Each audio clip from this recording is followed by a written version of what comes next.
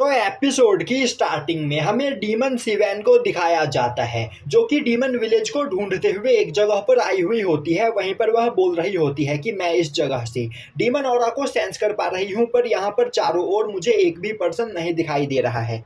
तभी demon village का fourth Prince उस जगह पर एक केक खाते हुए आता है, जिसे देखते ही सेवेन उसके पास जाते हुए बोलती है, यंग मास्टर, क्या आप मुझे बता सकते हो कि यहाँ पर पहले जो डीमन विलेज हुआ करता था, आखिर वह अचानक कहाँ गायब हो गया। अभी फोर्थ प्रिंस बोलता है, आखिर तुम कौन हो? मेरे विलेजर्स ने मुझसे कहा है कि मैं किसी भी अनजान इंसान को हमारे विलेज के बारे में ना बताऊं। अब स्टीवन उसे अपना इंट्रोडक्शन देने के लिए आगे बढ़ती है, और अब वह अपने नाम का सी बोलते हुए फोर्थ प्रिंस के हाथ में जो केक मौजूद होता है उसके ऊपर लिखे गए वो वर्ड को पढ़ती है, जो सुनते ही फोर्थ प्रिंस बोलने लगता है, तो तुम्हारा नाम सीफू है। ठीक है, अब हम दोनों की यहाँ पर जान पहचान हो गई है, तो मैं तुम्हें अब अपने विलेज में लेकर चलता हूँ।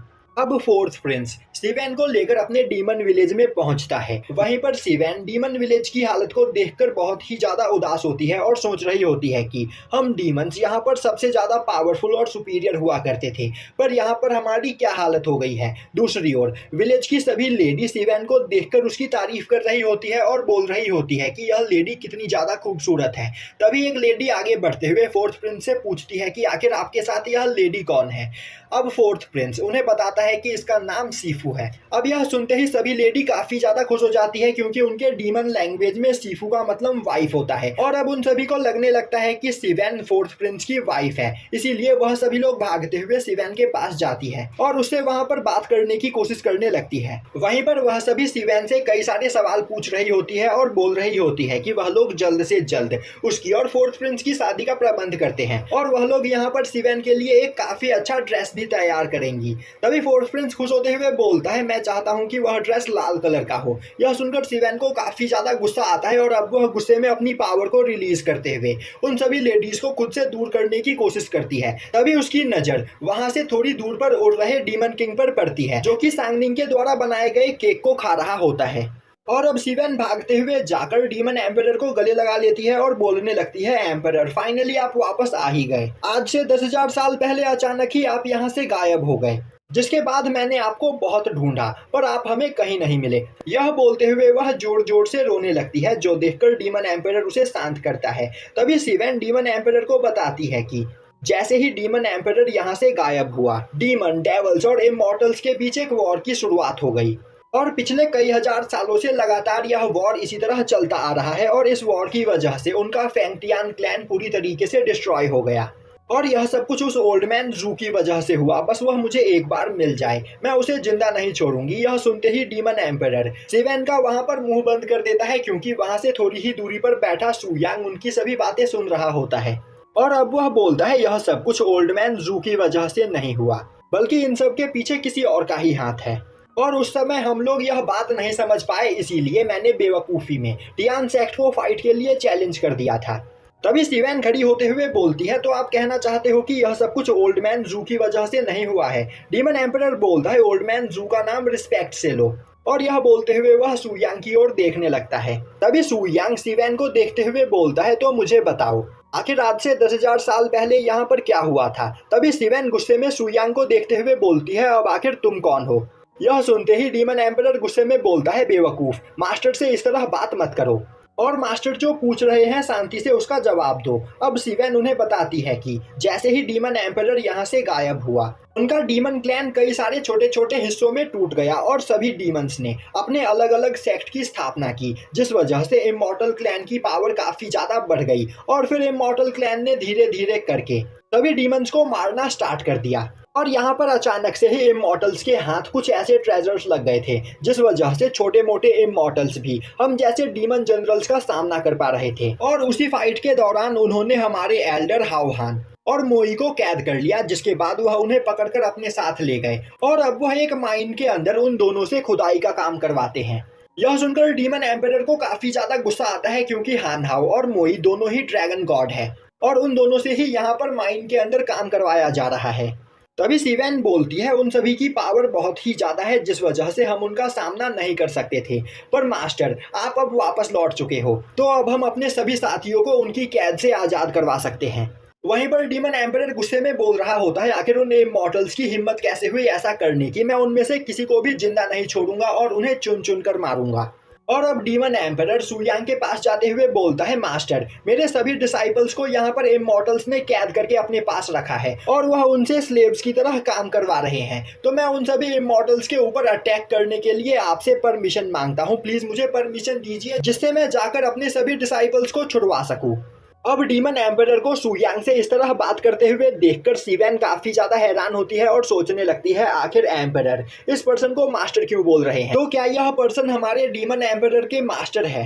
तभी सुयांग बोलता है, तुम्हें परेशान होने की कोई जरूरत नहीं, चलो मैं भी तुम्हारे साथ चलता हूँ। मैं भी देखना चाहता हूँ कि आखिर तुम्हारे डिसाइपल्स को यहाँ पर कैद करने की किसने हिम्मत की है।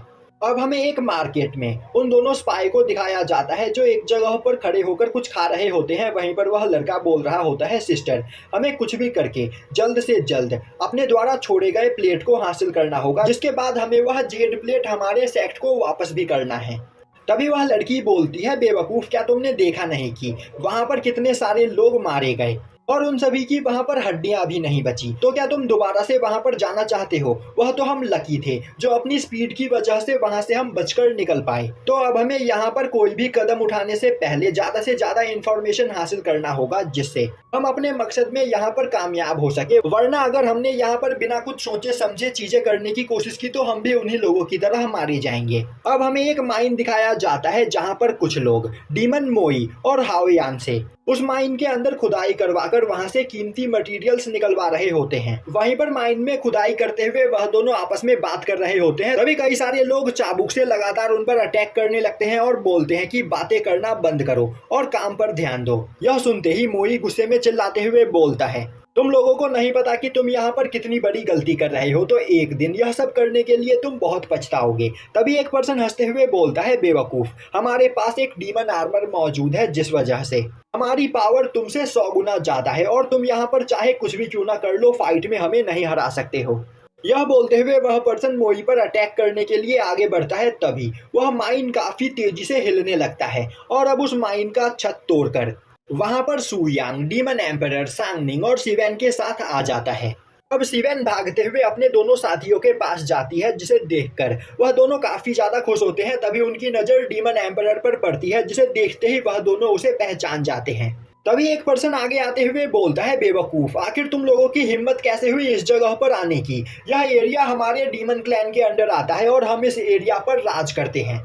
तभी डीमन एम्परर उस पर्सन को देखते हुए बोलता है, तुम तो मेरे सबऑर्डिनेट्स में से ही एक हो, तो यहाँ से मेरे जाने के बाद तुमने अपने एक अलग डीमन क्लैन की स्थापना की और तुम मेरे डिसाइपल्स को बुली कर रहे हो। यह बोलते हुए डीमन एम्परर आगे बढ़ता है, जो देखते ही वह डीमन भी काफी तेजी से डीमन एम्परर पर अटैक करने की कोशिश करता है, पर डीमन एम्परर उसके अटैक को डॉज करते हुए उस डीमन को वहां पर काफी बुरी तरीके से मारता है। और अब डीमन एम्परर बोलता है, तुम्हारी डीमन ऑरा यहाँ पर काफी ज्यादा बढ़ गई है, पर इसके बावजूद तुम मुझसे नहीं जीत सकते हो।